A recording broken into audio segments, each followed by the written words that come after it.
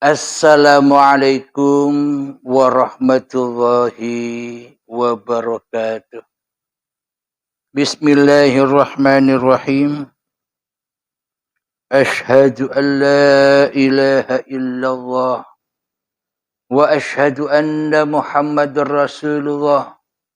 Allahumma salli ala sayyidina Muhammad wa ala ali sayyidina Muhammad.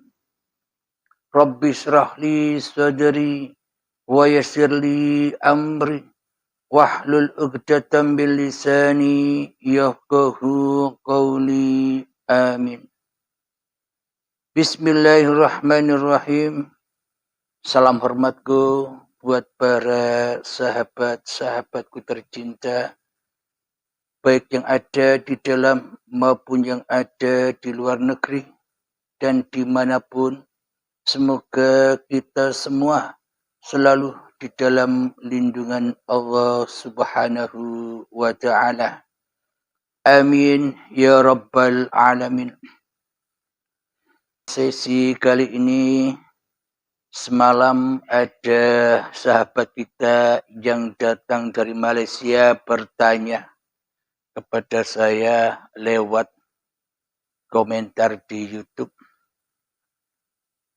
Kang Mas, bila sudah mengenal Allah, bila sudah tahu Allah, bila sudah bertemu Allah, apakah kita masih wajib mengerjakan sholat 5 waktu? Apakah kita masih wajib mengerjakan semua perintah-perintah ibadah-ibadah yang diperintahkan di dalam agama? Apakah bisa ditinggalkan bila kita sudah mengenal Allah, bila kita sudah tahu Allah, bila kita sudah bertemu Allah? Pertanyaan sahabat kita dari Malaysia bertanya demikian. Alhamdulillahirrabbilalamin. Manusia bila masih tahu diri manusianya, itu tandanya manusia belum mengenal Tuhannya. Maka wajiblah manusia bila belum mengenal Tuhannya, wajib bersyariat. Kenapa? Tujuan syariat itu, tujuan syariat agama apapun, sebenar-benarnya itu bertujuan supaya manusianya bertuhan di dalam syariat-syariat agamanya. Tujuan manusia diutus untuk bersyariat supaya manusia di dalam hatinya tidak jadi Tuhan lagi di dalam syariat-syariatnya. Apa buktinya? Bila manusia menyatakan bahwa dirinya bertuhan, tentunya manusianya sudah tak bisa lagi apa-apa. Tentunya manusianya sudah tak bisa lagi bersiapa-siapa. Bila manusia menyatakan bahwa dirinya bertuhan, ditandai sudah tak adanya dirinya di hatinya. Maka yang ada hanya lillahi ta'ala. Pas sudah dengan ayat Allah di dalam doa iftitah, inna salati wa nusuki wa mahyaya wa mamati lillahi rabbil alamin. Sesungguhnya ibadah-ibadahku, sesungguhnya solat-solatku, sesungguhnya hidup dan matiku, semuanya hanya milik Allah, Sang Pencipta dan Sang Pengada serta sang pewujud diriku di dunia ini. Inilah iman dan akidah yang dibawa Nabi Muhammad sallallahu alaihi wasallam sebagai utusan Allah. Maknanya di dalam segala aktivitas ibadah, sholat, ibadah, aktivitas apapun, supaya ia mengandung di dalam ibadah, maka innamal a'malu binniyah. Awalilah semua pekerjaanmu dengan niat. Dengan niat itulah supaya kita tidak jadi Tuhannya sholat.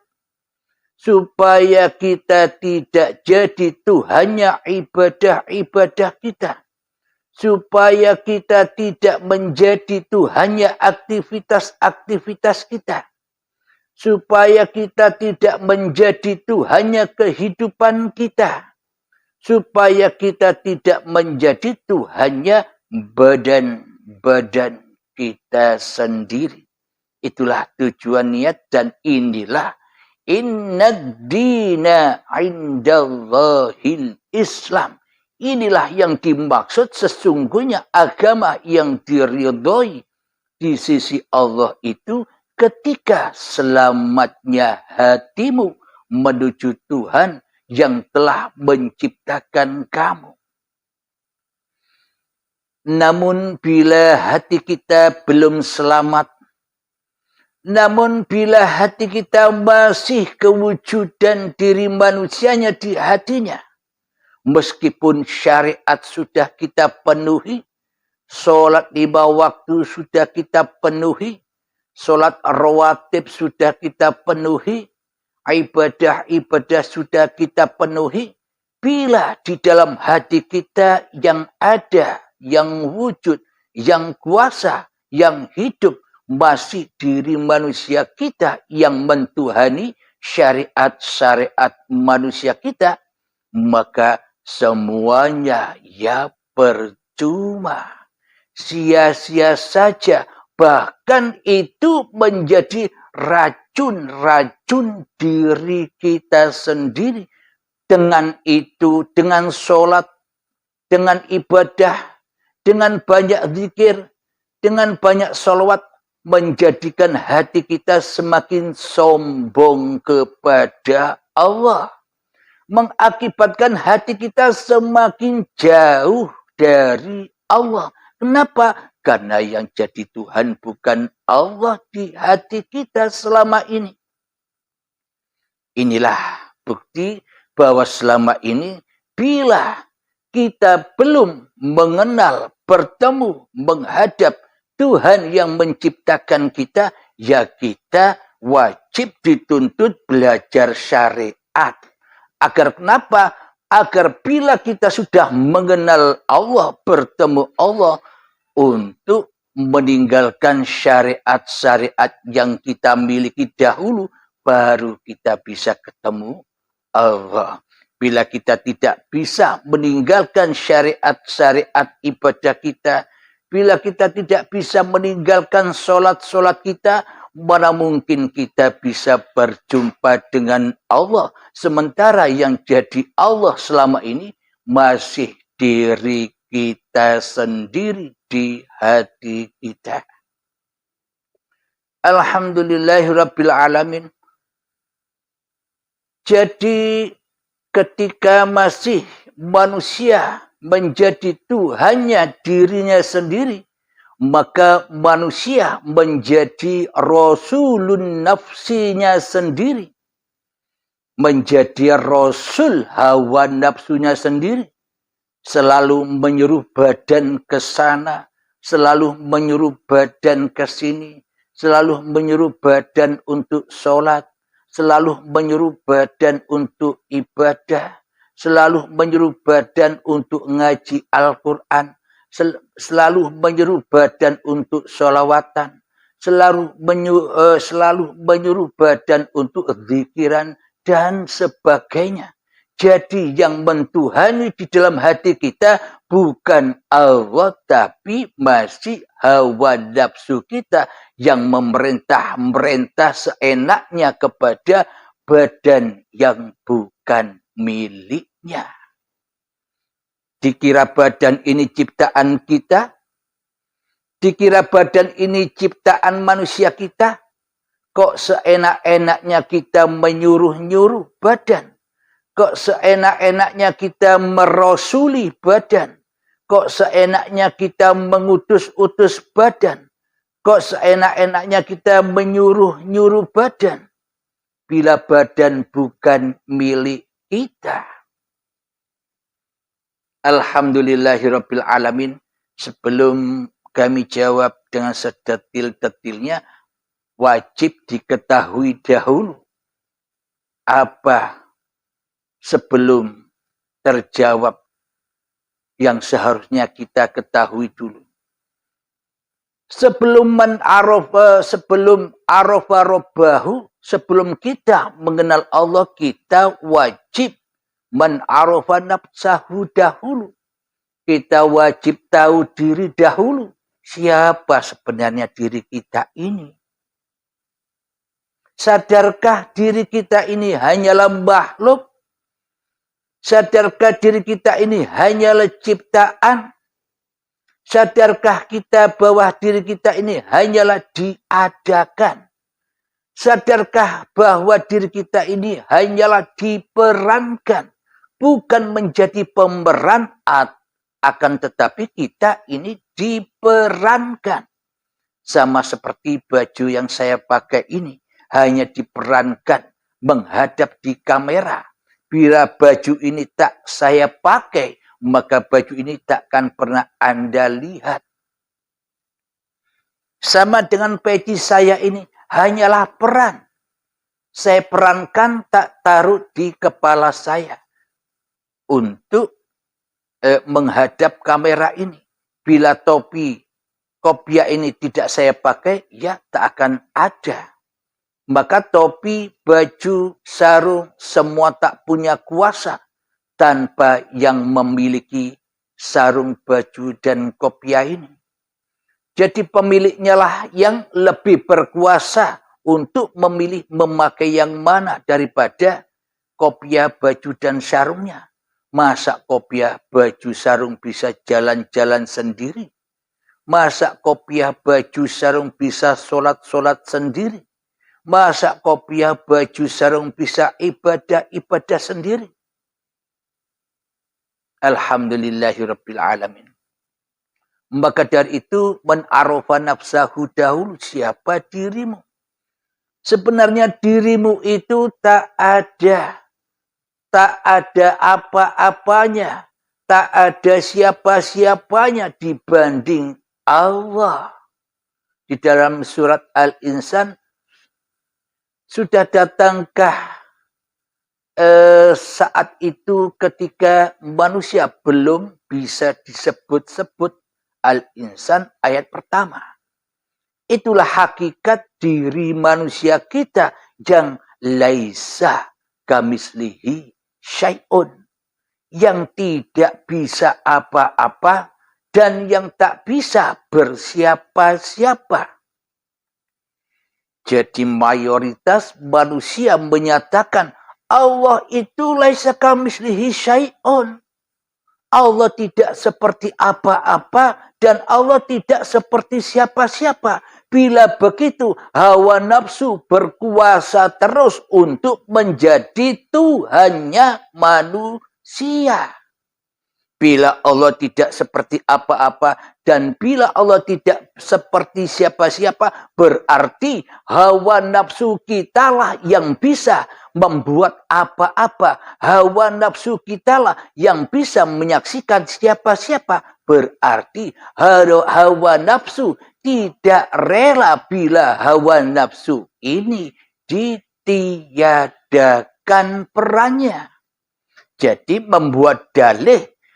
membuat dalil Allah laisa kamislihi syai'un, kata iblis dan setan, supaya manusia tidak sibuk-sibuk mencari Tuhan lagi. Agar apa? Agar kita tidak sibuk-sibuk mencari Tuhan. Wong Tuhan tidak seperti apa-apa. Wong Tuhan tidak seperti siapa-siapa. Mau dicari kemana lagi? Pada intinya iblis dan setan supaya kita manusia sudah jemu mencari Tuhan lagi. Wong tak bisa dicari. Katanya tidak seperti apa-apa dan tidak seperti siapa-siapa. Lah membingungkan itu. Alhamdulillahirabbil alamin. Sama halnya Allah Maha Gaib. Katanya Allah Maha Gaib. Yang maha nyata manusianya. Sebenarnya yang jadi Tuhan ini Allah apa manusia? Sebenarnya yang jadi Tuhan ini Allah apa diri kita di hati kita? Kau Allah ditiadakan, kau Allah diadamkan, kau Allah digoibkan, yang ada, yang wujud, yang hidup, yang berkuasa atas diri kita masih diri manusianya. Selama-lamanya kita takkan pernah menemukan Tuhan bila Tuhan itu gaib keberadaannya. Kita ditipu mentah-mentah oleh iblis dan setan. Ditipu oleh hawa nafsu kita sendiri. Makanya dari itu wajib kita memeranginya guna untuk menemukan Tuhan yang menciptakan diri kita. Kalau kita tak bisa berperang, mana mungkin kita bisa menemukan Tuhan? Bila kita belum menemukan Tuhan, mana mungkin kita bisa ibadah, bro? Salat dan ibadahnya ya sia-sia. Maka akan menjadi menumpuk-numpuk racun-racun di hati saja. Tambah gelap dirimu dengan ibadahmu. Tambah gelap dirimu dengan tahajudmu.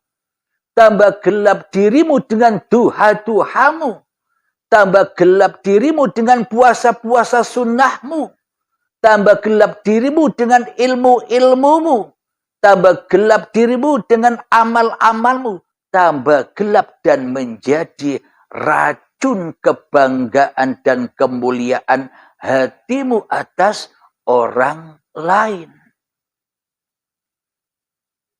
Kenapa? Karena tidak mentuhankan Allah di hatinya, tapi mentuhankan iblis dan setan selama ini di hati kita. Siapa sih sebenarnya kenyataan iblis dan setan itu? Jadi dihembuskanlah oleh iblis dan setan bahwa setan itu gaib. Kau tak akan melihat aku, kata setan. Setan itu gaib. Jadi tidak usah cari-cari aku, kata setannya. Kenapa? Agar setannya tak bisa diperangi. Mana mungkin kita bisa berperang dengan makhluk gaib? Ya kalah terus. Musuh kita tak nyata, ya keok terus. Ya kalah terus. Ya ambruk terus. Ibadahnya ambruk. Kehidupannya ambruk. Badannya ambruk, fana, disiksa terus. Ibadah-ibadahnya ambruk. Kenapa? Karena menyembah yang ambruk, yakni iblis dan setan. Akan tetapi kenyataannya di dalam Al-Quran sudah diabadikan. Siapa musuhmu? Bukan Allah musuhmu. Selama ini Allah kau jadikan musuh-musuhmu. Selama ini Allah sebagai pencipta dirimu kau tiada-tiadakan. Selama ini Allah kau jadikan musuhmu, kau goib-goibkan. Selama ini Allah kau jadikan musuhmu sebagai yang tidak kau kuasakan di dalam hatimu. Berarti kita meskipun ibadah, berarti kita meskipun sholat, ternyata di dalam hati kita, kita selalu memusuhi Allah daripada menyembah Allah. Sebenarnya di dalam sholat dan ibadah-ibadah kita, kita menjauhi Allah daripada mendekatkan diri kepada Allah. Itu aplikasi di dalam hati kita selama ini yang tidak pernah kita sadari. Karena kita selama ini tidak rajin membaca kitab suci yang ada di dalam hati kita. Kita hanya membaca kitab-kitab yang kotor selama ini. Kitab apa? Kitabnya iblis dan setan. Maknanya hawa nafsu kita lah yang merasa bisa membaca, bisa tahu, bisa mendengar, bisa melihat. Itulah ayat-ayat setan. Selama ini yang kita baca hanyalah ayat-ayat setan daripada ayat-ayat sucinya Allah. Bagaimana mungkin kita bisa membaca ayat sucinya Allah? Wong kita belum ketemu Allah. Wong kita belum tahu Allah. Wong kita tidak tahu siapa Allah sebenarnya. Lalu bagaimana mungkin kita bisa beramal soleh kepada siapa? Kita peruntukkan amal soleh itu bila bukan kepada untuk pemuas hawa nafsu kita sendiri selama ini. Jadi bukan untuk Allah, tapi untuk pemuas hawa nafsu kita sendiri selama ini. Jadi seolah-olah manusianya bisa sholat-sholat sendiri. Manusianya bisa ke masjid-masjid sendiri. Manusianya bisa ke gereja-gereja sendiri.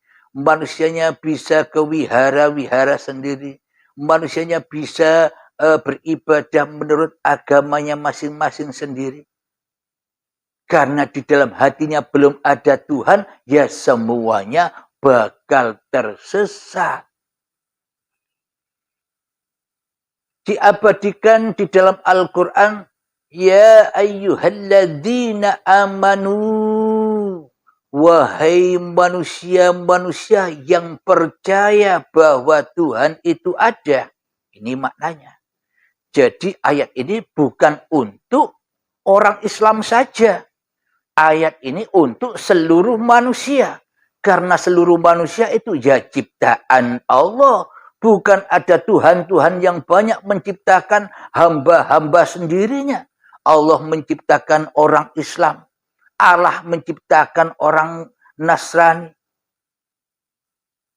Yahudi diciptakan oleh Tuhan-Tuhannya orang Yahudi. Bukan begitu pemandangan di dalam bertuhan itu. Kenapa ayat ini ya ayyuhalladzina amanu, wahai manusia-manusia yang percaya di hatinya bahwa Tuhan yang menciptakan dirinya itu ada. Bahwa kita percaya bahwa kita ini tidak jadi-jadi sendiri. Yang percaya di dalam hatinya bahwa kita ini tidak ada sendiri.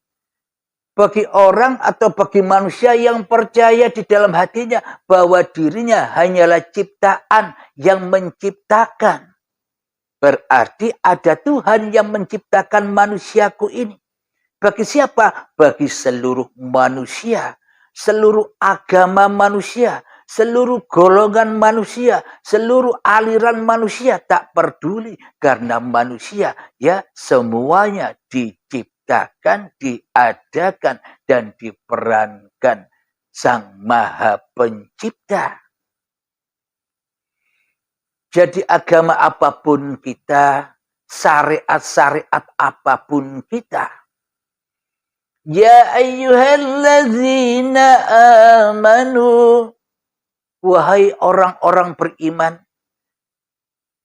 yakni orang-orang yang percaya di hatinya bahwa dirinya hanya makhluk, yang percaya di dalam hatinya bahwa dirinya hanyalah ciptaan, bukan Tuhan, bukan pencipta. Maka perintahnya udkhulu fissilmi kafah. Masuklah kalian ke dalam agama keselamatan yang sempurna dan keseluruhan.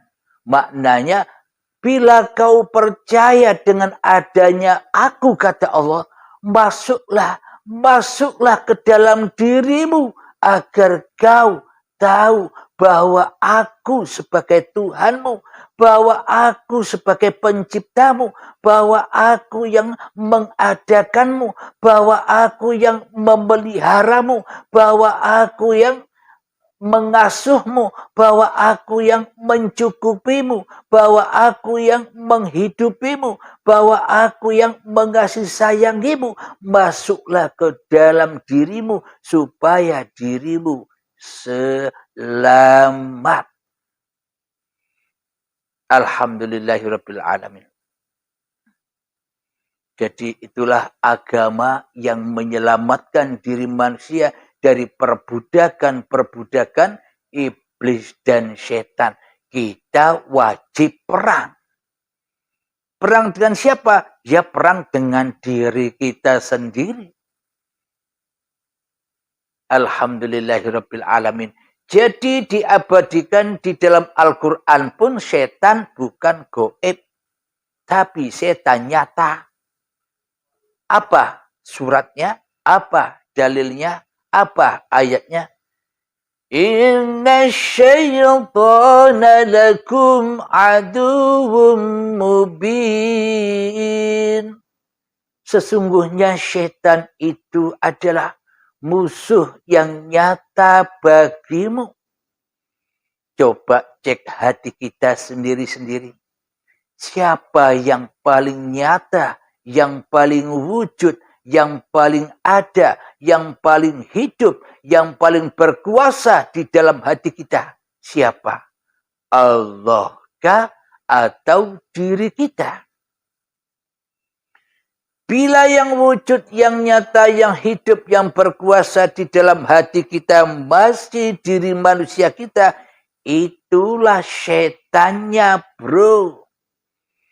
Jadi siapakah setan itu? Ya diri kita sendiri. Inilah setannya selama ini yang selalu menghalang-halangi wujudullah. Yang selalu menghalang-halangi uripe Allah. Yang selalu menghalang-halangi kuasa Allah.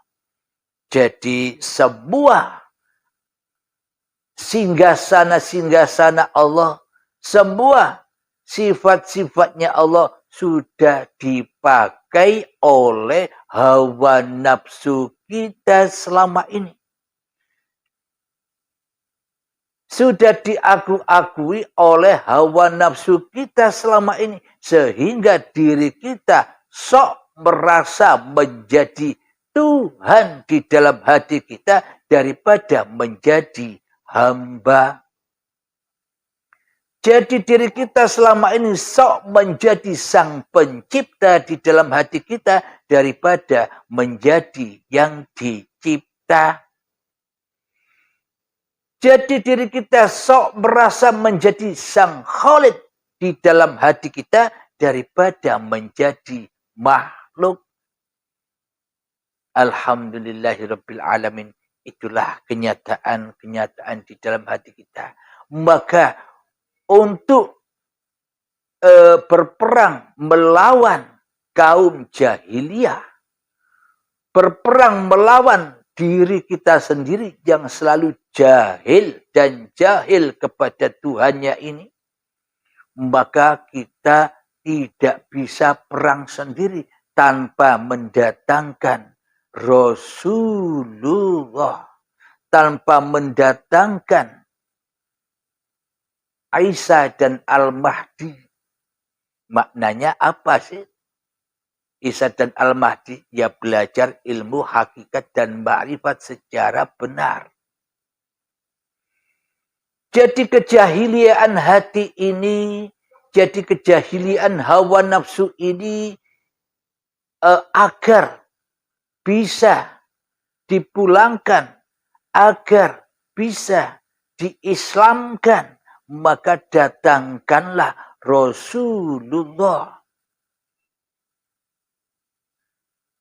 Jadi berontaklah kita kepada perbudakan-perbudakan iblis dan setan selama ini yang kita diperbudak olehnya. Berontak, demo untuk meruntuhkan kerajaan iblis dan setan yang ada di dalam hati kita. Bila kita sudah tahu musuh kita yang nyata, ya enak perangnya. Yang sulit itu adalah manusia yang tidak tahu musuhnya, bahwa dirinya adalah musuh yang nyata baginya. Sehingga manusia pada buta membuat musuh-musuh orang-orang lain. Menjadikan agama-agama lain menjadi musuhnya. Menjadikan golongan-golongan lain menjadi musuhnya. Menjadikan aliran-aliran orang lain menjadi musuhnya. Salah fokus, salah musuh. Padahal musuhnya bukan di luar dirinya, tapi musuhnya adalah dirinya sendiri. Alhamdulillahirrabbilalamin. Jadi kembali ke tema yang tadi, setan itu selalu mengumandangkan, bro, Allah itu laisa kamitslihi syai'un. Allah itu tidak seperti apa-apa. Allah tidak seperti siapa-siapa. Tidak mungkinlah Allah menciptakan apa-apa. Tidak mungkinlah Allah menciptakan siapa-siapa. Hanya Engkau yang tahu apa-apa. Hanya Engkau yang tahu siapa-siapa di dalam hatimu. Ini kan menjerumuskan. Meskipun kelihatannya ayat itu memang ada di dalam Al-Quran, diabadikan di dalam Al-Quran, laisa kamitslihi syai'un. Benar, tidak ada yang salah. Tapi golongan siapa yang berada di sini? Bila manusia menyangka Allah laisa kamitslihi syai'un, ya selamanya manusianya tidak pernah bertuhan di hatinya. Selamanya manusia tidak bisa ketemu Tuhannya di hatinya. Lalu buat apa sholat-sholat dan ibadah kita? Muspro. Tidak ada gunanya. Wong itu hanyalah menambah penyakit-penyakit hati saja. Wong itu hanyalah menambah racun hati saja. Sebelum kita mengenal Allah. Karena yang merasa menjalankan ibadah dan sholat itu masih hawa nafsunya, ya semakin budeklah, semakin najislah hati ini. Bagaimana mungkin kita bisa nyembah Allah sementara kita kufur kepada Allah? Bagaimana mungkin kita menyembah Allah sementara kita selama ini selalu jahiliyah mensekutukan Allah dengan diri kita sendiri di hati kita selama ini. Inilah kenyataan yang selama ini belum kita baca. Ayat-ayat suci Allah yang selama ini kita tinggalkan. Kita sibuk mencari di luar, tapi yang di dalam menjadi kuburan dan gelap. Kita sibuk berziarah ke para wali-wali. Kita sibuk berziarah ke makam para wali-wali. Sedangkan kuburan walinya di dalam hatinya mati. Kuburannya sendiri, walinya di dalam hatinya gelap. Maka ya gelap semua. Karena Allah tidak memandang wajah dan hartamu. Allah tidak memandang ilmu dan amalmu. Allah tidak memandang nasab-nasab keturunanmu. Turunan siapa kamu. Tidak dipandang oleh Allah. Bila Allah memuliakan turunan Nabi, Kan'an kok celaka. Tidak mengikuti ayahnya Nabi Nuh. Jadi Allah tidak melihat itu semua. Allah hanya memandang siapa yang kau pertuhankan di hatimu. Bila yang kau pertuhankan di dalam hatimu adalah dirimu yang ada, yang wujud, yang nampak, yang jelas, yang berkuasa, yang berilmu, yang merasa beramal. Meskipun kau turunan presiden, meskipun kau turunan khalifah, meskipun kau turunan nabi pun, semuanya tak ada gunanya. Jangan kau mencari mulia, karena yang mulia itu adalah Tuhan yang menciptakan kamu. Nabi Muhammad sallallahu alaihi wasallam baginda Nabi, dan Nabi Isa pun juga pernah wanti-wanti berwasiat kepada para sahabat-sahabatnya. Wahai sahabatku, jangan pernah kau memulia-muliakan aku. Jangan pernah kau mendewa-dewakan aku. Aku ini hanyalah manusia biasa seperti kamu. Bedanya aku hanya menerima wahyu dari Tuhanku untuk kusampaikan kepada kamu. Namun dewakanlah, namun Tuhankanlah, namun muliakanlah Tuhanku dan Tuhanmu. Ini kata Nabi Muhammad sallallahu alaihi wasallam dan kata Nabi Isa alaihissalam. Jadi maknanya apa? Jadi dewakanlah, Tuhankanlah, muliakanlah hidup yang menghidupi aku dan hidup yang menghidupi dirimu. Itu yang harus kau mulia-muliakan. Itu yang harus kau dewa-dewakan. Itu yang harus kau hadap di dalam persembahan dan pengabdian hatimu. Alhamdulillahirabbil alamin. Kanjeng Nabi saja tidak cari mulia, kok manusia cari kemuliaan. Dia tambah jauh dari Tuhannya. Mulia kok dicari. Kenapa kok cari mulia? Karena sebenarnya tidak mulia. Maka cari itu cari mulia. Allah subhanahu wa ta'ala, uripe Allah, meskipun tidak kita muliakan, ya tetap mulia. Karena yang maha mulia. Meskipun Allah tidak kita sucikan di hati kita selama ini, yang kita sucikan hanyalah hawa nafsu kita sendiri, Allah tetap suci. Karena Allah maha suci. Tidak usah dicari lagi. Tidak usah disucikan lagi. Wong Allah tetap suci. Alhamdulillahirabbil alamin. Jadi bila manusia sudah kembali ke alam laisa kamitslihi syai'un, bila manusia sudah sadar bahwa dari mana keberadaannya, yakni dari kegaiban.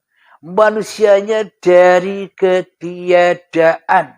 Manusianya dari ketidakwujudan. Manusianya berawal dari ketidakhidupan. Manusianya berawal dari ketidakkekuasaan. Ketidakkuasaan sesuai umurnya manusia.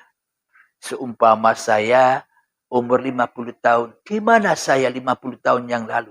Kan tidak ada. Kan bukan siapa-siapa. Kan bukan apa-apa saya 50 tahun yang lalu. Nah, bila laisa kamitslihi kita sandarkan kepada Allah, maka selamanya kita yang jadi Tuhan di hati kita. Ora bisa nembokke pangerane. Akan tetapi bila manusia kita rela, ridho bahwa kitalah, manusia kitalah yang tak bisa berapa-apa dan tak bisa bersiapa-siapa, maka nyatalah la ilaha illa anta al-malikul haqqul mubin, maka nyatalah Allah bagi manusia yang diciptakan Tuhannya. Maka nyatalah Allah. Manusia gaib, Allah wujud. Manusia Adam, Allah wujud. Manusia mati, Allah hidup. Nah, sama dengan Allah maha gaib. Bagi golongan siapa? Ya bagi golongan orang-orang yang belum kenal Tuhan. Yang diwujudkan hanya manusianya, Allahnya gaib. Ya tak bisa nyembah. Bila Allah itu tak ada, buat apa kita nyembah Allah? Bila Allah itu gaib, buat apa kita nyembah Allah? Ya muspro. Yang kita sembah selama ini hanya yang wujud di dalam hati kita. Yo awake dhewe sing dadi pangeran, mengerani awake dhewe. Alhamdulillahirabbil alamin. Jadi Allah Maha Gaib pun juga bagi golongan siapa? Bagi orang-orang yang jadi Fir'aun. Bagi orang-orang yang lebih wujud daripada wujud Tuhannya di hatinya. Itulah Fir'aun. Apa bedanya dengan Fir'aun? Kira-kira Fir'aun sholat diterima sholatnya? Kira-kira Fir'aun ibadah diterima ibadahnya? Ya semua jadi racun yang meracuni Fir'aunnya. Ya ora ono gunane. Jadi untuk sholat dan ibadah ya kita wajib dulu. Awaluddin ma'rifatullah. Bila kita tak tahu Allah, bila kita tak kenal Allah, bagaimana mungkin kita dikatakan beragama? Bagaimana mungkin kita dikatakan bertuhan? Wong ra ono pangeran di jero dodone kejaba awake dhewe. Yang musprolah. Ya tidak bisa ibadah kecuali nyembah-nyembah awake dhewe, mulia-muliaake awake dhewe, bangga-banggake awake dhewe. Alhamdulillahirabbil alamin. Jadi kembali ke tema awal dari pertanyaan sahabat yang ada di Malaysia. Mohon maaf, minum dulu ya.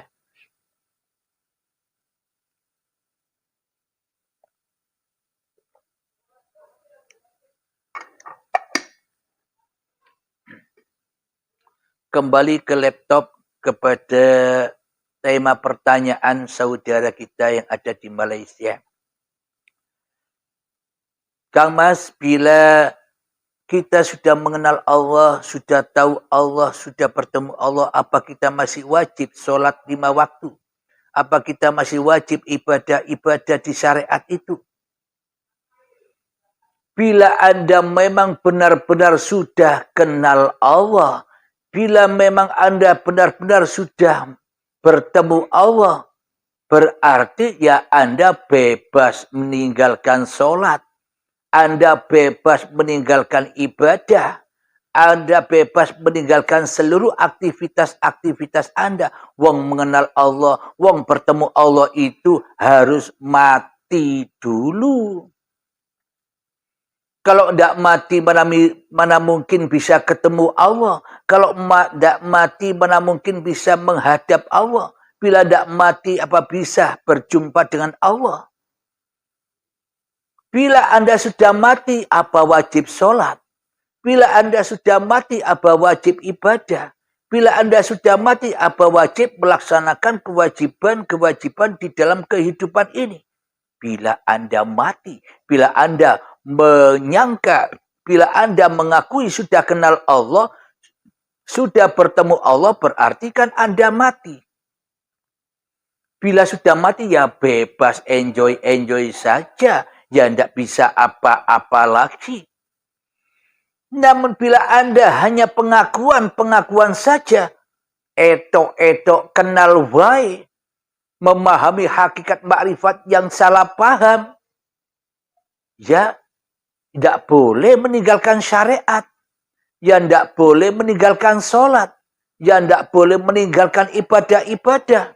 Wong yang merasa makrifat, wong yang merasa kenal, yang merasa tahu, yang merasa jumpa masih manusianya, masih angen-angen, masih eto-etoe, masih bayang-bayang wae. Jadi ya wajib sholat, wajib ibadah, wajib bekerja, wajib apa saja sesuai apa yang diwajibkan kepada manusia. Kalau kenalnya mung eto ewai yo ora bebas ninggalke syariat-syariate. Yo pasti masih disiksa dengan syariat-syariat manusianya. Namun bila benar-benar orang itu bertemu Tuhannya, menghadap Tuhannya, sebelum bertemu dan sebelum menghadap, dia mati dulu, baiat dulu, baru ketemu, baru bebas dari segala macam syariatnya. Kenapa? Karena sudah tak ada manusianya lagi di dalam hatinya. Karena sudah lillahi ta'ala adanya di dalam dirinya.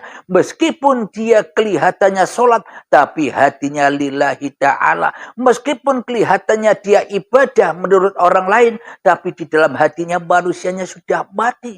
Manusianya sudah lillahi ta'ala. Salat dan ibadahnya, bekerjanya, naik motornya, merokoknya, duduknya, sudah bukan hak milik manusianya. Itu manusia yang sudah mengenal Tuhannya. Itu manusia yang sudah bertemu Tuhannya. Meskipun kelihatannya badannya masih hidup, menurut orang lain, tapi menurut dirinya, bukan manusianya lagi yang berkuasa dan yang hidup di dalamnya. Inilah yang dikatakan benar-benar bertuhankan Allah lillahi ta'ala. Bagaimana? Apa buktinya? Dengan paparan-paparan ini. Bahwa manusia harus mati dulu bila ingin bertemu Allah. Ya harus roji'un dulu baru ketemu Allah. Baru bebas dari syariat-syariat manusianya. Baru bebas dari iblis dan setan. Bila manusianya masih hidup, bila manusianya masih merasa berkuasa, ya mana mungkin bisa meninggalkan iblis dan setannya. Dan mana mungkin bisa bebas dari syariat-syariat manusianya. Wong manusianya merasa berkuasa atas seluruh syariat-syariat yang dijalaninya. Seakan-akan Allah tak ada kuasanya babar belas. Seakan-akan Allah sebagai Tuhan yang menciptakan manusia. Tidak ada perannya sekali bagi kita selama ini. Jika begini, ngaku-ngaku bertuhan. Jika begini, ngaku-ngaku sholat. Jika begini, ngaku-ngaku ibadah. Jika begini, ngaku-ngaku mulia. Sementara kita tidak kenal Allah. Mung eto iwai. Mung koyo iwai. Dan tidak mungkin kita dibebaskan meninggalkan syariat. Meninggalkan sholat. Meninggalkan ibadah, meninggalkan zikiran, meninggalkan sholawat, meninggalkan ngaji, meninggalkan ritual. Bila kita masih hidup, ya tidak boleh bisa. Tidak bisa meninggalkan itu semua. Wong itu semuanya kita akui milik kita selama ini. Jadi bila Anda ingin bebas tidak sholat lagi, ingin bebas tidak ibadah lagi, ingin bebas tidak hidup lagi, yo mati yo. Matikan dirimu sebelum matimu. Maka kalau sudah mati, maka nyatalah wajahullah bagi dirinya. Inilah yang sering disebutkan oleh Kanjeng Nabi Muhammad, innamal a'malu binniyah. Dirikanlah niatmu di dalam apapun laku-laku yang kelihatannya kamu yang melakukan. Supaya kamu dengan niat ini tidak jadi Tuhan lagi. Kelihatannya Anda sholat bila Anda sudah mengenal Allah. Kelihatannya bagi orang lain Anda sholat. Tapi sebenarnya di dalam diri Anda sendiri Anda tak bisa. Anda tak pernah bisa sholat tanpa uripe Allah. Itulah bukti Anda bebas meninggalkan sholat. Karena bukan Anda yang sholat. Itulah bukti bahwa Anda bisa meninggalkan ibadah-ibadah. Karena sesungguhnya bukan Anda yang bisa ibadah. Anda bisa meninggalkan seluruh kewajiban-kewajiban Anda sebagai orang tua. Karena Anda bukan yang mencukupi segala kebutuhan keluarga Anda. Bukan Anda yang berkasih sayang. Bukan Anda yang memenuhi kebutuhan keluarga Anda. Tapi uripe Allah lah yang menghidupi Anda. Yang mengasihi sayangi. Yang menafkahi keluarga Anda. Jangan sok bangga dan mulia atas semua usaha-usahamu. Inilah jawaban dari pertanyaan saudaraku yang di Malaysia. Kalau sudah kenal Allah, kalau sudah ketemu Allah, apa kita masih mengerjakan syariat-syariat? Ya enggak usah. Kalau kita sudah nyata-nyata kenal Allah. Kalau kita sudah nyata-nyata mati di dalam uripe Allah. Karena Anda tidak usah repot-repot lagi sholat. Biar Allah yang menyolatkan Anda. Karena Anda sudah tak repot-repot lagi ibadah. Biar Allah yang mengibadahkan Anda. Biar Allah yang memerankan Anda maksudnya. Biar Allah yang menghidupi Anda maksudnya. Biar Allah yang menguasai Anda maksudnya. Biar Allah yang merasuli Anda maksudnya. Biar Allah yang mengutus Anda maksudnya. Biar Allah yang menyuruh Anda maksudnya. Itulah yang dimaksud alam baka. Itulah alam lillahi ta'ala.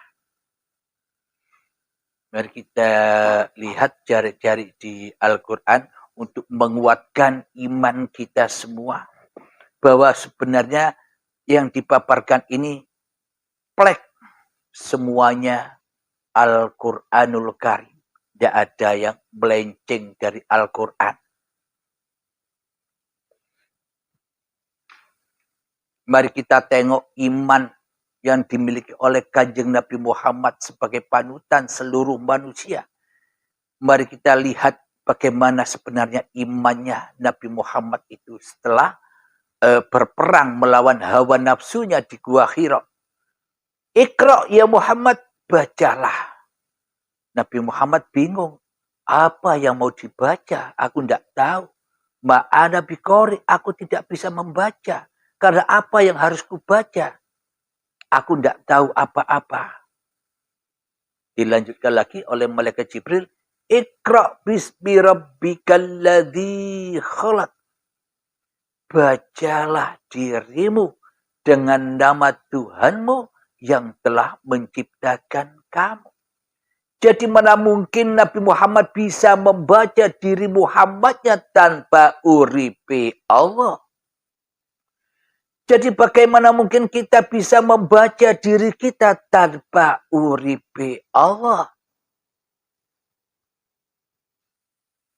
Jadi bagaimana mungkin kita bisa membaca diri kita sendiri tanpa diri Allah?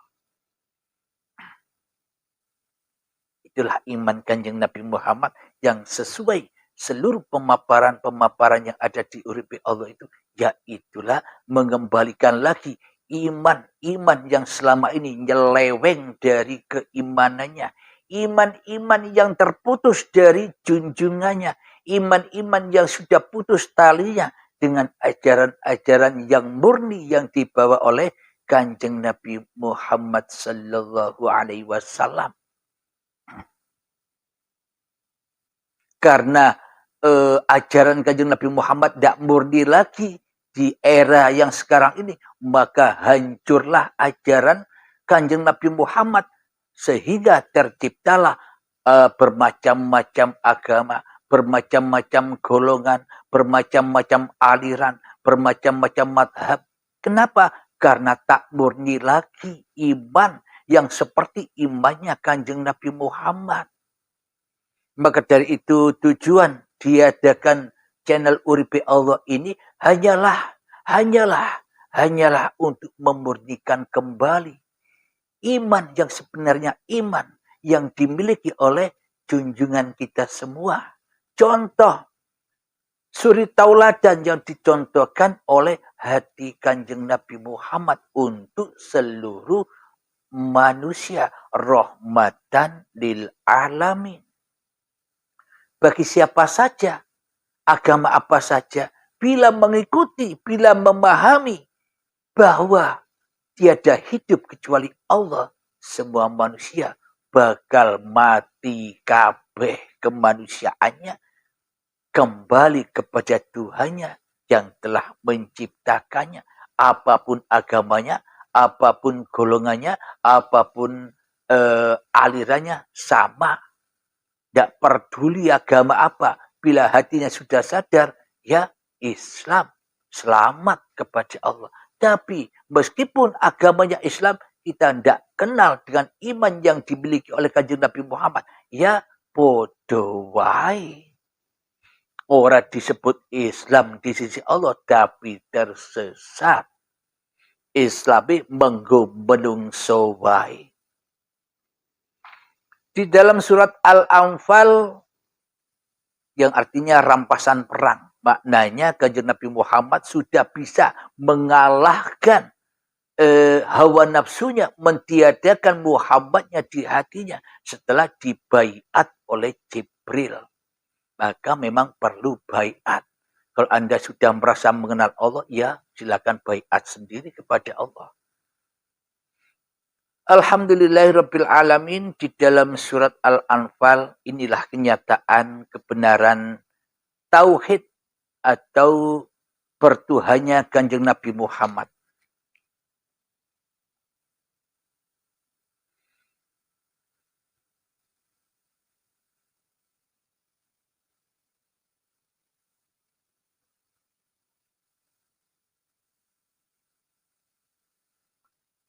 Bismillahirrahmanirrahim. Al-Anfal ayat yang ke-16.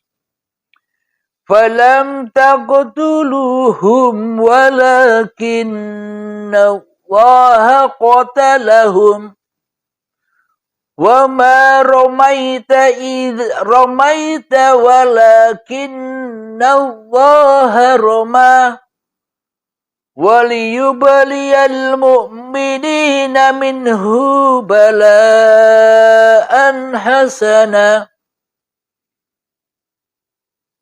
innallaha sami'un basir.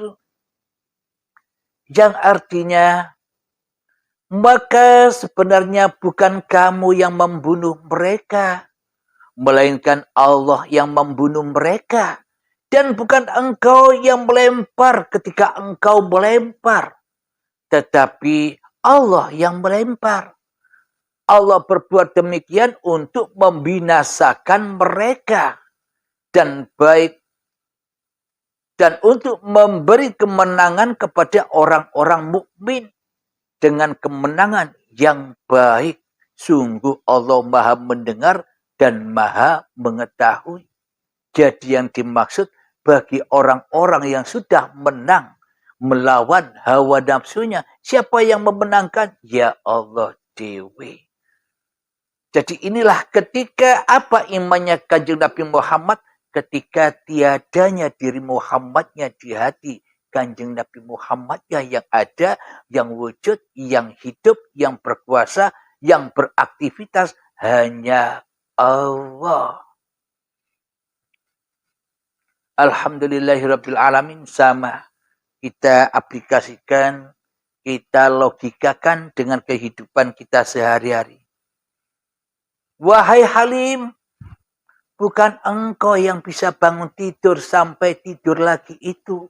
Akulah yang memerankanmu, akulah yang membangunkanmu, akulah yang mendudukkanmu, akulah yang memandikanmu, akulah yang memakaian kamu, akulah yang menyolatkan kamu, akulah yang mempekerjakan kamu, akulah yang mengibadahkan kamu, akulah yang merokokkan kamu.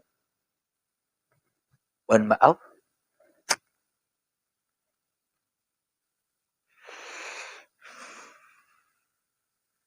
Jadi iman Kanjeng Nabi Muhammad itu adalah La ilaha illallah. Tiada Tuhan selain Allah. Tiada yang berkuasa atas diri Muhammadnya di dalam hatinya kecuali Allah. Bila kita sudah sama persis imannya dengan kanjeng Nabi Muhammad, la ilaha illallah, maka kita sudah bebas dari sholat.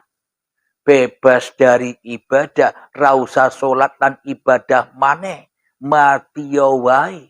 Maknane semua yang kelihatannya seakan-akan kita salat dan ibadah sudah bukan urusan Anda lagi.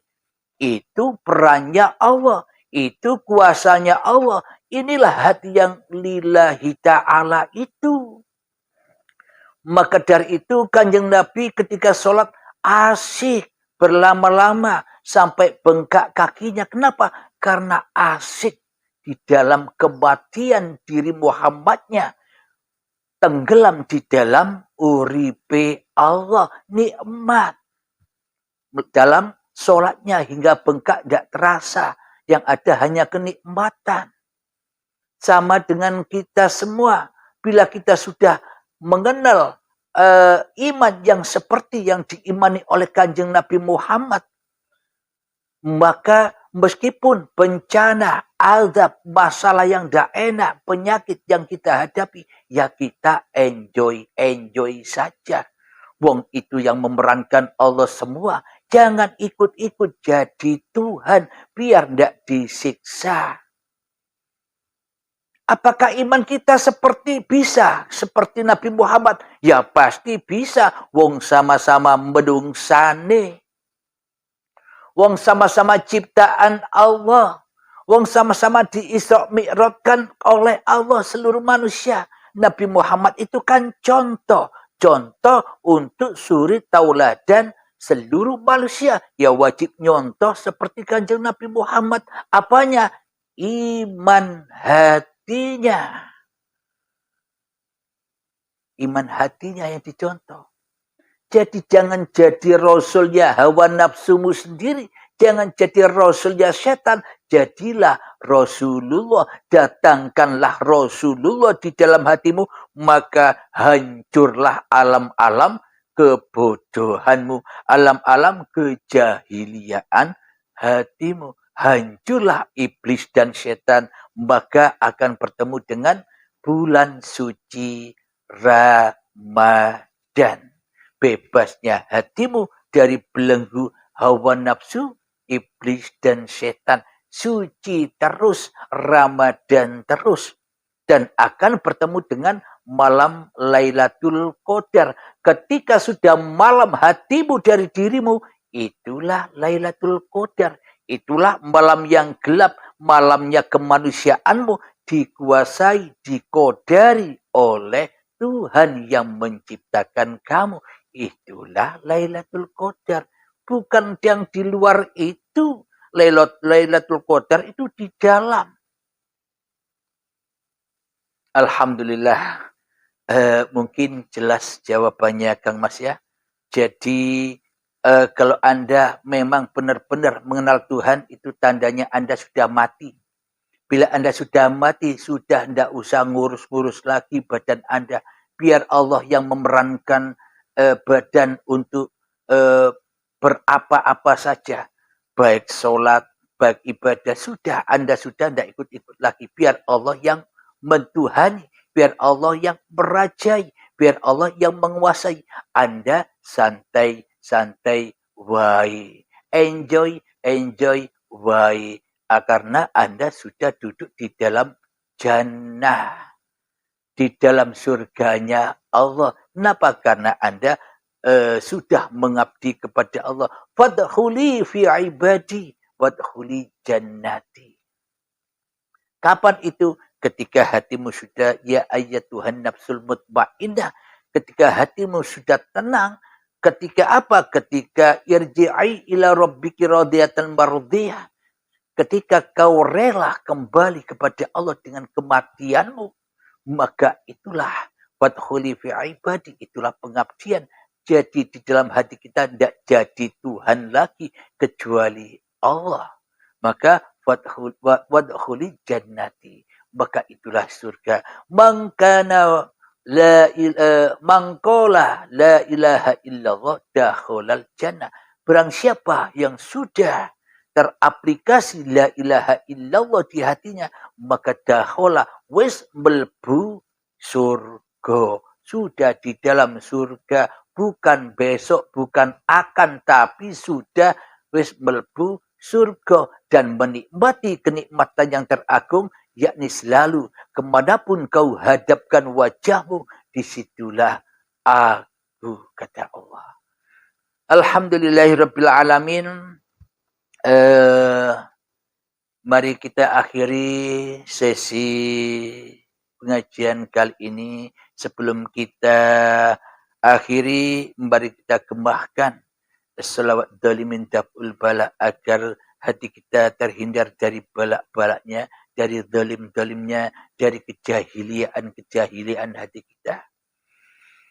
Allahumma salli ala sayyidina Muhammad wa asghili zalimin bizalimin.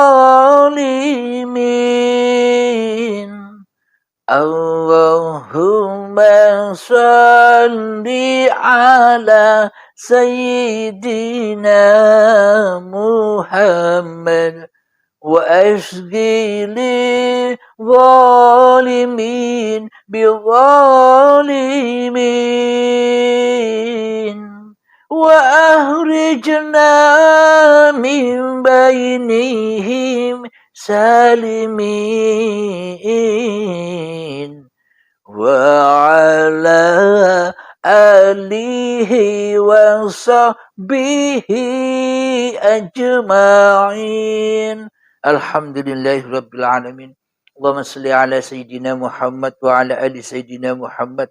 Allahumma ya qadiyal hajat, Allahumma ya mujibad da'awat, Allahumma ya rafi'ad darajat, Allahumma ya muhillal muskilat, Allahumma ya syafiyal amrad, Allahumma ya kafiyal muhimmat, Allahumma ya dafi'al baliyat, Allahumma akhtim lana bil iman, Allahumma akhtim lana bil islam, bijahi sayyidil mursalin. Rabbana atina fid dunya hasanah wa fil akhirati hasanah wa qina adzabannar. Wa sallallahu ala sayyidina Muhammad wa ala alihi wa sahbihi wasallam. Akhir kalam, semoga apa yang dipaparkan pada hari ini, terutama saya sendiri dan kita semua, selalu mendapatkan syafaat dari Allah Subhanahu wa ta'ala, syafaat dari uripi Allah, disambungkan antara hidup manusianya dengan hidup Tuhannya ketika hidup manusianya sudah tak berlaku lagi di hatinya. Amin ya rabbal alamin. Akhirul kalam. Assalamualaikum warahmatullahi wabarakatuh.